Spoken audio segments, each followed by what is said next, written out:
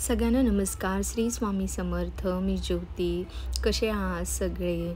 तर आज आहे नवरात्रीचा दुसरा दिवस आणि आजचा रंग आहे लाल. तर हजारो वर्षे अत्यंत कठोर तपश्चर्या केल्यामुळे दुर्गा देवीच्या या स्वरूपाला ब्रह्मचारिणी असे नाव पडले असे म्हटले जाते.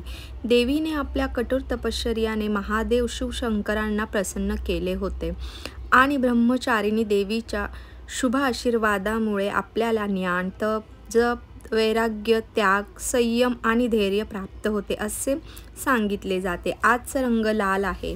हा रंग देवी ब्रह्मचारिणीचा आहे. शौर्य, ऊर्जा, आत्मविश्वास आणि धैर्याचे प्रतीक आहे. त्याचप्रमाणे लाल रंग हे शौर्य, पराक्रम आणि शक्तीचे प्रतीक आहे, जे देवी दुर्गेच्या उग्र स्वरूपाचे प्रतिनिधित्व करते. या रंगात प्रेम, उत्साह, शरीरात आणि जीवनात. लाल रंग फक्त प्रेम दाखवतो असं नाही, तर स्त्रीचं संरक्षण करणारं रूपसुद्धा दाखवतो. ती शांत आहे, संयमी आहे, धैर्य आहे तिच्यात. शांत राहते, आपल्या घरासाठी, परिवारासाठी बरंच काही सहन करत असते. पण जेव्हा तिच्या परिवारावर व मुलांवर व तिच्या चारित्र्यावर बोट उचललं जातं, तेव्हा ती दुर्गेचं रूपसुद्धा धारण करते. असे ती नेहमी आपल्या परिवाराच्या पाठीशी खंबीरपणे उभी असते. आपल्या नवऱ्याच्या, मुलांच्या मागे खंबीरपणे उभी असते. नवरात्रीतला जो प्रत्येक रंग जो असतो, तो प्रत्येक स्त्रीच्या स्वरूपातला प्रत्येक एक रंग आहे. त्यात प्रत्येक स्त्रीचं स्वरूप दाखवण्याची शक्ती आहे. म्हणून ह्या नवदुर्गेचं जे रूप आहे ते अतिशय महत्त्वाचं आहे. ते चला मैत्रिणींनो, कसे आहात? पुन्हा एकदा श्री स्वामी समर्थ. तर इथे मी जेव्हा नवरात्री स्टार्ट होते तेव्हा आपला देवारा स्वच्छ असा करून घ्यायचा आहे. देव संपूर्ण उजळून घ्यायचे आहे. सर्वात प्रथम गणपतीचं पूजन करायचं आहे. गणपतीला आंघोळ घातला आहे. सगळ्या मूर्त्या प्रथम मी घासून घेतल्या आहे. त्यानंतर सर्व मूर्त्या मी स्वच्छ उजळून घेतल्या आहे आणि त्यानंतरसुद्धा पाण्याने अभिषेक केला आहे. आता इथे मी गणपतीचं छान अशी आंघोळ घालून घेतली. त्यानंतर स्वामींची, आपल्या कानाची आणि देवीचा आज मी विशेष अभिषेक करणार आहे. जेव्हा काही महत्त्वाचे दिवस असतात ना, तेव्हा नक्की देवीचा छान असा अभिषेक करा. अभिषेकसाठी तुम्ही बरंच काही पंचामृत घेऊ शकतात. हळदीचं पाणी, कुंकवाचं पाणी, दूध, दही, मध.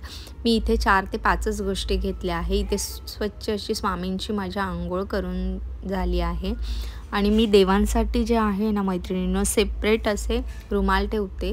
तुम्ही देखील तसंच करा. आणि जेव्हा थंडी असते तेव्हा पाणी मी गरम देवांना कोमट असं वापरते आणि त्यानंतर जे गरमी असेल तर मी नॉर्मल आपलं साधं पाणी वापरते.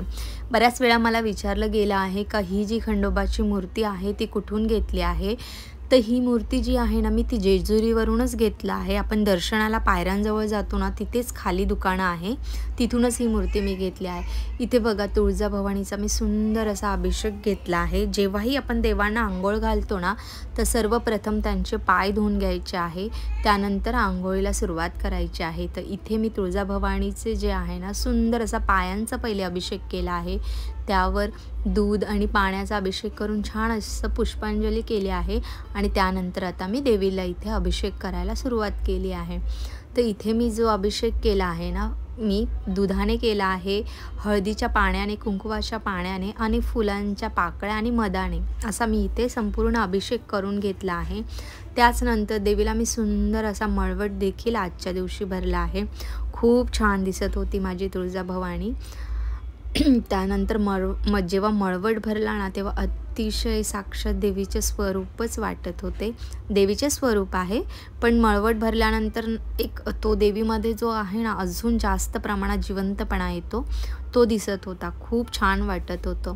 या नवरात्रीमध्ये आहे ना मैत्रिणींनो, जे आपण प्रत्येक रंगाचे महत्त्व सांगितले आहे ना, त्याचप्रमाणे स्त्रीने स्वतःमध्ये जसा संयम, धैर्य हे सगळं आपण जेव्हा एका स्त्रीमध्ये असतं ना, त्याचप्रमाणे जेव्हा आपल्यावर काही अन्याय होत असेल किंवा काही प्रॉब्लेम होत असेल, तर तिथे आवाज उठवणं तितकंच देखील महत्त्वाचं आहे. ह्या नवरात्रीमधून प्रत्येक स्त्रीची शक्ती काय आहे हे देवीने दाखवले आहे. जे कोणाकडनं होत नाही ना, ते एका स्त्रीकडनं होतं हे तितकेच खरे आहे.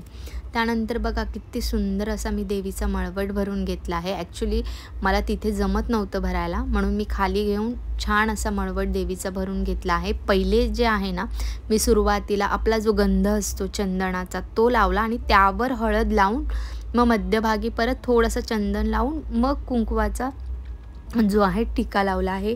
छान वेणी घातली आहे देवीला. त्यानंतर सुंदर असे चरणाला फुलं अर्पण केले आहे आणि हा खूप सुंदर असा जुईचा गजरा घातला आहे. खूप छान सुगंध येत होता. आणि आज स्वामींसाठी व्हाईट रंग आहे ना, म्हणून स्वामींसाठी सुंदर असे व्हाईट आणि रेड कॉम्बिनेशनमध्ये मी वस्त्रसुद्धा बनवले आहे. खूप छान दिसत होते स्वामी. त्यानंतर अन्नपूर्णेची आहे ना, मी इथे सुंदर असा अभिषेक करून घेतला. बऱ्याच स्त्रिया ज्या आहेत ना, काय करतात, अन्नपूर्णा ही तांदळात ठेवायची आहे, तांदळावर नाही. तर ही प्लीज सगळ्यांना एक या व्हिडिओमार्फत आहे ना सगळ्यांना सांगायचं आहे की जी देवी असते ना बघा, पूर्णपणे तांदळात ठेवायची आहे, तांदूळ भरून वरती नाही ठेवायची आहे. असं जेव्हा आपण बोलतानाच बोलतो की अन्नपूर्णेची मूर्ती तांदळात ठेवायची आहे, तर ती पूर्ण तांदळात ठेवा, ना की तांदळाच्या वरती ठेवा. त्यानंतर जी लक्ष्मीची छान अशी पूजा मी मांडून घेतली आहे साईडला. त्याचनंतर लक्ष्मीचा सुद्धा आज सुंदर अभिषेक केला आहे. त्यानंतर प्रत्येक देवांचा सुंदर अभिषेक करून प्रत्येक देवीला मळवट भरला आहे. त्यानंतर सुंदर असं देवांना, पुरुष देवतांना गंध लावला आहे. खूप छान पूजा झाली आजची आणि घरात खूप प्रसन्न देखील वाटत होतं. आणि कालच्या व्हिडिओमध्ये सांगितल्याप्रमाणे की मी घट का बसवत नाही, तर आमचे जे आहेत मोठे दादा त्यांच्याकडे टाकाचे देव आहे आणि तिकडे आमचे घट बसवले जातात. गणपती देखील आम्ही एकत्र येऊन बसवतो, म्हणून माझ्याकडे घट बसवले जात नाही. त्यामुळे मी फक्त अखंड दिवा आहे ना तो प्रज्वलित करीत असते. पण ज्यांच्याकडे टाकाचे देव आहे त्यांनी खरंच कंपल्सरी घट बसवणं असतं, तर त्यांनी कंपल्सरी घट बसवा. किंवा तुमच्यापेक्षा जे मोठे असतील, तुमच्या जाऊबाई, त्यांच्याकडे देखील तुम्ही बसवले तरी चालतात. तुम्ही तिथे जाऊन छानपैकी ओटी घेऊन जा, ओटी वगैरे भरा. आपल्या कुळदेवताचे जे टाक असतात तिथे जाऊन त्यांना नमस्कार करून या, ते सुद्धा खूप पुरेसं असतं. असं गरजेचं नाही की तिकडे घट बसवले म्हणून तुम्ही इकडे नाही बसवले तरीही चालतं. पण तुम्ही जेव्हा काही असा कार्यक्रम असतो जसं गणपती बसवणं, घट, तर एकत्र येऊन पूर्ण फॅमिलीने बसवा, ते देखील खूप छान असतं. त्याचप्रमाणे बघा स्वामींना छान मी असे वस्त्र घालून घेतले आहे. खूप सुंदर वाटत होते स्वामींवर. आज मी जो व्हाईट कलरचा रंग आणि त्यावर जी रेड कलरची लेस लावली आणि स्वामींचं मुकुट तर इतके सुंदर वाटते आहे ना. मी आज स्वामींचे कपडे चेंज नाही केले कारण रेड आणि व्हाईट मिक्स होता, त्यामुळे आता उद्या मी कपडे चेंज करेल. त्यानंतर श्रीयंत्र ताईंनी मला हे देखील विचारलं होतं की ह्या कुठल्या कवड्या आहे, तर हे गोमती चक्र आहे.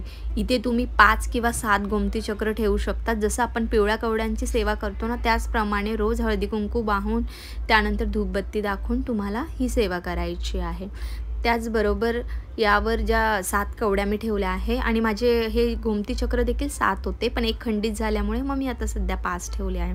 आणि जे आपलं श्रीयंत्र आहे ना, त्यावर नेहमी कुंकू टाकायचंच आहे. विदाऊट कुंकू श्रीयंत्र ठेवायचं नाही. श्रीयंत्राच्या बाबतीत मी एक स्पेशल व्हिडिओ बनवेल. आणि श्रीयंत्र ठेवताना जी श्रीयंत्रावर ज्या पायऱ्या येतात वरती, त्या बरोबर एका लाईनीत असताना ती साईड आपल्याला समोर ठेवायची आहे. आणि श्रीयंत्रावर तुम्ही कुंकुमार्चन करायचं आहे. जेव्हा तुम्ही रोज कुंकुम टाकलं ना तरी चालतं आणि ते कुंकू तुम्ही आहे ना नंतर एका वाटीमध्ये काढून ते स्वतःला लावू शकतात.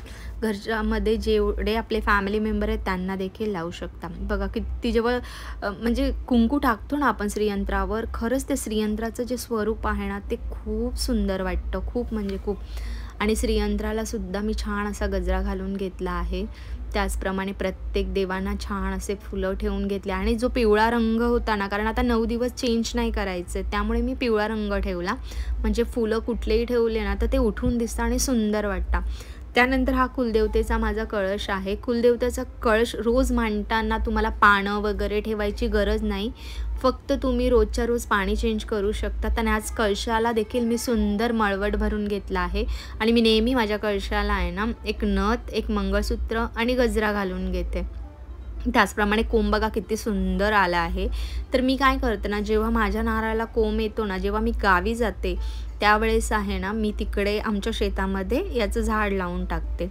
तर तुम्ही देखील तसंच करा. खूप शुभ असतं जेव्हा आपल्या याला कोंब येतो ना, नारळाला खूप शुभ असतं.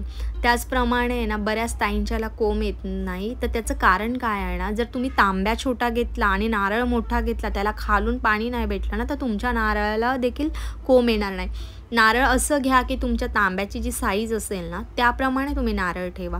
त्याला पाणी लागलं ना, तर आपोआप कोंब येणारच येणार आणि तुम्ही मनापासून त्याची सेवा केली ना, तर नक्की देवीला सांगा, की माझ्या नारळाला कोंब येऊ दे, नक्की येणार. बघा किती सुंदर वाटतं. हे फुलं आहे ना, एकदम छोटी-छोटी होती, खूप सुंदर अशी पूजा झाली. तर चला मैत्रिणींनो, सगळ्यांना श्री स्वामी समर्थ. भेटूया उद्याच्या व्हिडिओमध्ये अशाच माहिती